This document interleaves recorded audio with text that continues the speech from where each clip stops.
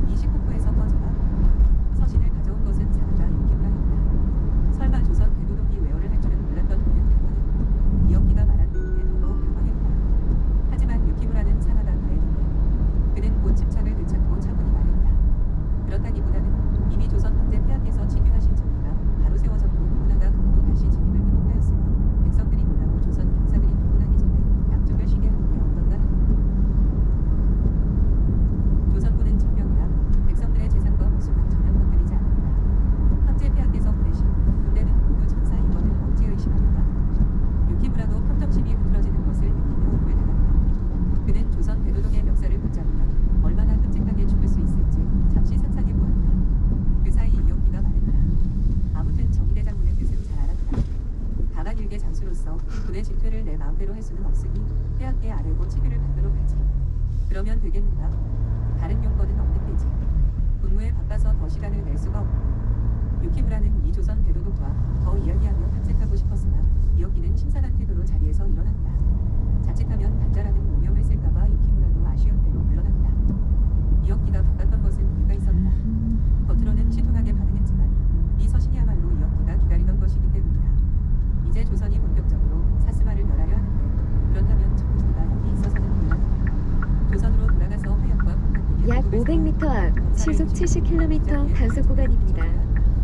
그래서 이어끼는 곧자기가 노부나가를 불렀다. 노부나가는 사실상 다행히 자신을 오라가라 하는 이어끼에게 분노가 차오르었으니 지금 조선군이 없으니 그의 세를 유지할 수 없으니 일단 그런 그에게 이어끼의 말은 정청력이었다. 아니 돌아가신다고요. 아직 영적이 편성되지 않았는데 어째서 이미 반정수기는 목숨만 붙어 있는 때이지 않소. 게다가 전인의 장군이 평균 시속 70km 단속 구간 주행 중입니다. 3분의 유지에는 하루의 정복이 되는 법이라. 바삐 돌아가는 것이 우리 황제 폐하의 근심을 더는 길의 거기외다. 또 돈이 필요하다면 곧 마련해서. 이어끼는 속으로 혀를 찼다. 이 늙은이의 연기가 꽤 교묘했다.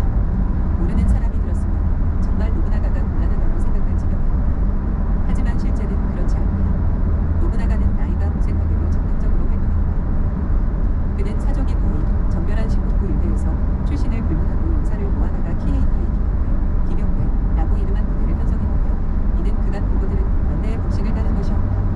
그리고 기병대는 제6천 마왕의 지휘에 따라 입국을 휩쓸었다.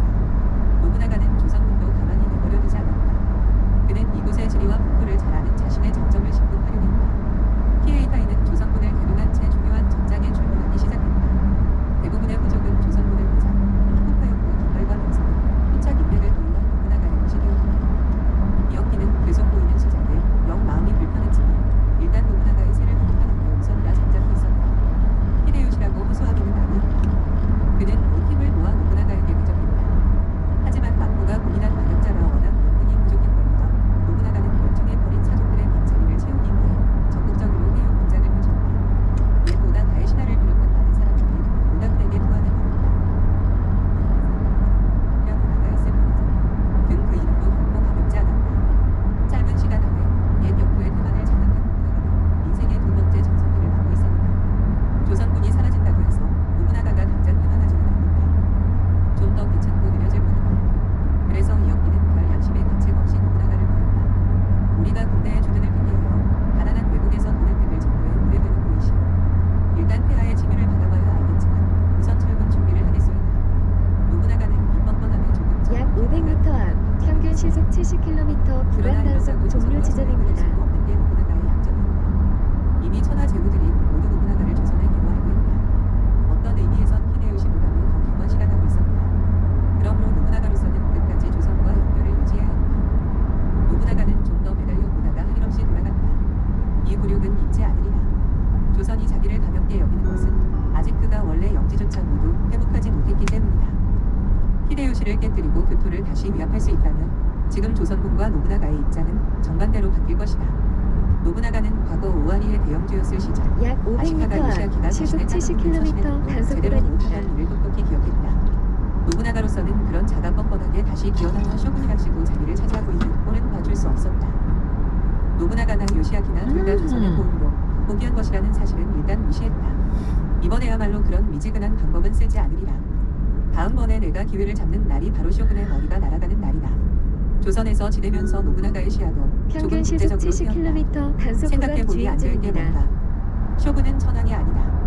언제든지 갈아치울 수 있는 공부의 수장에 불과하다. 조선 고조는 뭐 뒷일 생각해가며 고가지를 따기라도 하였다는 말인가. 노부나가는 결심했다. 그리고 그 결심을 이루기 전까지는 죽지 않을 작정이었다. 육고 반란이 진압되고 명과의 동맹이 생각대로 추진되지 않자 시마제 토요이사는 원균을 다시 불러들였다. 조선군도 시코쿠에서 물러나려 하는 것 같으니 이제 더 이상 동쪽에 신경 쓰기보단 서쪽에 조선군을 방어해야 했다. 긍정적으로 생각할 수도 있었다.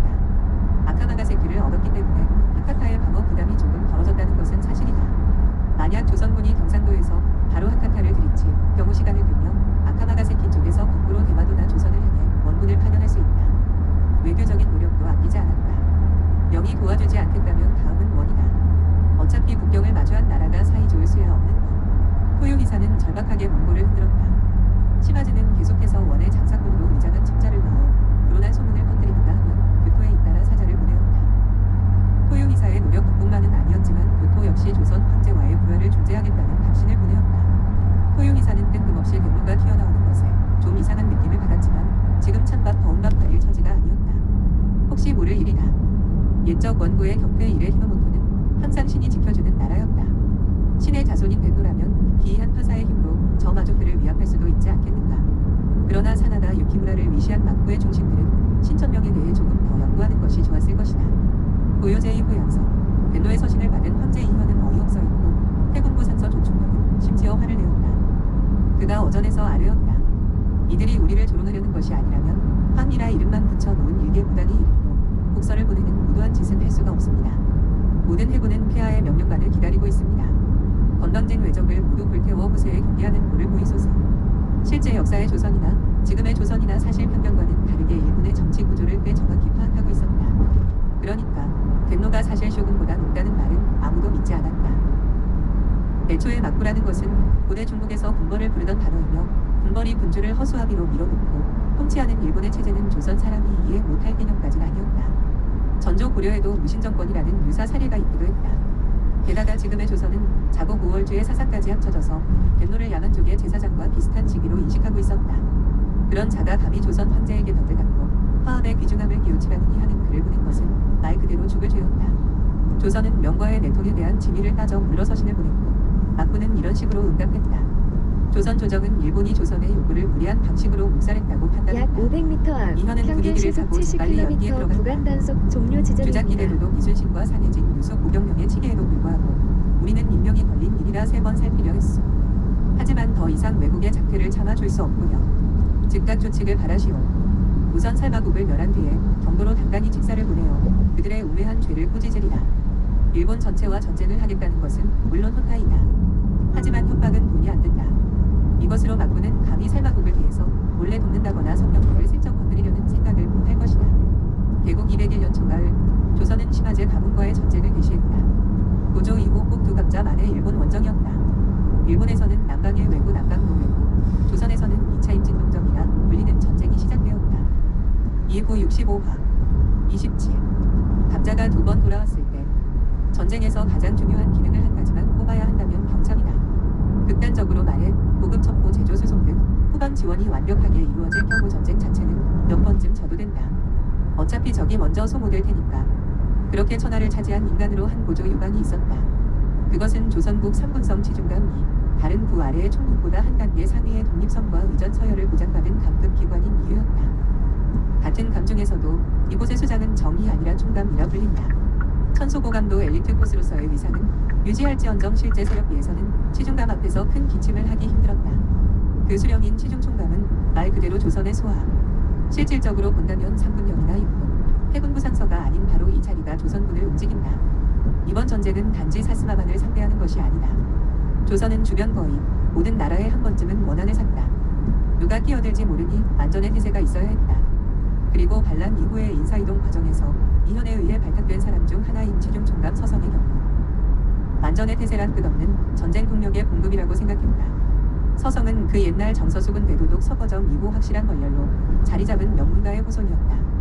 서거정의 형 서거광의 현손이라 직계는 아니나 그것은 별 문제가 되지 않았다. 약 600m 젊은 나이에 시속 총감의 자리까지 오를 80km 때에는 단속 가문의 구간입니다. 후반만이 아니라 본인의 영민함이 더 컸다.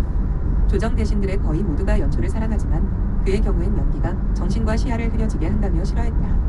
대신 그는 동엽차 잎을 씹는 것을 더 좋아했다. 그 향기는 군자의 머리를 맑게 한다. 그는 치중감의 관리들을 모아놓고 동엽차 이파리를 질겅질겅 씹었다. 혹은 명장에 의지하고 혹은 용사를 바라며 우연한 기책에 매달리는 것은 약한 자들의 소치이다. 여러분은 명심하도록 하라. 용병이라고 하는 것은 필요한 곳에 필요한 만큼의 돈을 쓰는 것이다. 그 이상은 없다. 서성은 황제의 명이 떨어지자마자 그물망 같은 보급로를 구성했다. 전시에 한해서이긴 하지만 치중감의 권한은 다른 부서의 총국들을 마음대로 움직일 정도다. 만약 세 개의 금속 금고를 하늘에서 내려다볼 수 있다면 조선 각지로 물이 쏟아지듯 내달리는 금은을 볼 수 있었을 것이다. 그리고 전라도와 경상도로 집중되는 강철과 구리도. 서성은 일어선 채 눈앞의 서판을 바라보았다. 서판에는 큰 지도가 걸려 있었다. 그리고 그 곳곳에 종이들이 작은 바늘로 고정된 상태였다.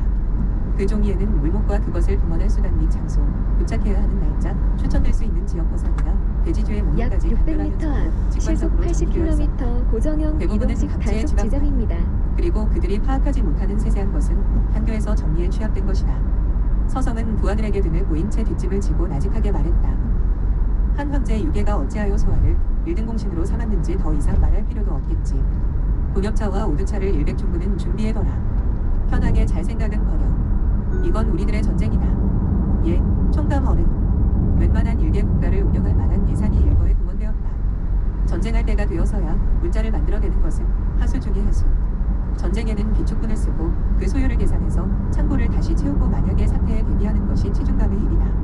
그에 따라 가장 먼저 새로 엄청난 양의 은발 제조 명령이 떨어졌다. 조선 연금술의 총본산이라 할 수 있는 청초와 최신 학문의 모험가들이 자리한 평양에는 대량의 수은 및 산초수 발주가 들어갔다. 연구소에서 찔끔찔끔 만들던 보조 시절과 다르게 지금은 부리는 자를 합쳐 1만에 달한다는 대규모 공방이 자리에 있다. 몽골이 조선 단총과 바꿔가는 주사가 유력한 연기를 내며 태워졌다. 발화영정은 멀리서 구할 필요도 없다. 당장 이도성 부근에도 발화목 공장은 넘쳐난다. 다만 위험물이기 때문에 본격적인 발화 심리전 조립은 전쟁 상황이 시작되어서야 비로소 할 수 있었다. 외국도 마찬가지다. 호주인, 특히 이현에 의해 누르하치에게 집중적으로 흑탄 주문이 들어갔다. 연고탑은 즐거운 비명과 함께 흑탄을 열심히 구워내어 초벌탄을 공급하기 시작했다. 조선에서 올해 초부터 전쟁 움직임을 보이자 호주인은 도독 선출을 암묵적으로 중단했는데 이는 호주의 도독이 대표로 조선과의 무역을 총괄하는 전통상 어느 성도 그 역할을 남에게 맡기고 싶지 않았기 때문이었다. 딱히 주문이 안 들어간 성의 사신들도 한양으로 선물을 짊어지고 찾아왔다. 그들은 자기 동네의 특산품을 자랑하며 조선의 전쟁에 꼭 도움이 되고 싶다고 청원했다. 이현은 그 행렬에 다만 부여성이 포함되어 있지 않았던 점을 기억해 두었다. 남변에서는 전쟁이 길어질 때를 대비해 물토끼와 큰 수달 목장이 바빠졌다.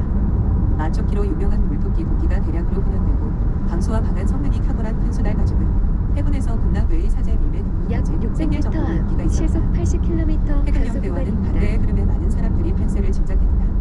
삼군도 원수 이휘수의 원정에 이어 구주 정벌까지 겹쳐지자 눈치 빠른 상인과 백성들은 그때와 마찬가지로 깨달았다. 이번 헌제는 살아있는 동안 전쟁을 다시 말해 돈벌이를 멈추지 않을 것이다. 시민들은 환호했다. 이순신의 경우도 서성과 비슷했다. 말하자면 기이한 발상보다 견실함을 높이 치는 쪽이었다. 예를 들어 강화도 앞에서 불꽃놀이를 선보이거나 도박적으로 권한도 없는 무력 시위를 감행하는 것과 같은 조충룡의 방식은 이순신과 별로 맞지 않았다. 물론 그것이 조충룡에 대한 이순신의 존경에 영향을 미치지는 않는다. 과거 국적을 깨뜨렸을 때처럼 이순신이 기반에 어두운 것은 아니었다. 그러나 그때는 이순신이 대도독이 아닌 탓에 권한이 그리 많지 않은 상황에서 급하게 대응해야 했기 때문에 임시방편으로 계책을 꾸몄을 뿐이었다. 지금의 이순신은 달랐다. 이순신은 황제에게 허튼 소리를 하지 않았다. 그가 올해 초 살마국을 멸할 준비가 되었다고 보고했을 때부터 이미 사스마는 끝장난 것이나 다름없었다. 게다가 원래 역사원은 달리 이번에는 황제와 조정에 제대로 된 지원이 있었다. 살자루를 엎어 놓은 것 같은 숫자의 인간들이 바쁘게 돌아다니며 짐을 나르고 서로 고함을 쳐대는가 하면 때로 엉덩이를 걷어차면서 출항 준비에 열심히 했다. 이순신은 목포 자격철로 위에 서서 거대한 함대와 거기에 실리는 치중을 내려다보았다. 하나의 도시가 새로 생겼다고 해도 과언이 아닌 이 장엄한 광경을 모두 조망하려면 이 정도 높이는 필요했다. 이순신은 주작기의 서쪽 모항인 목포가 꽤 마음에 들었다.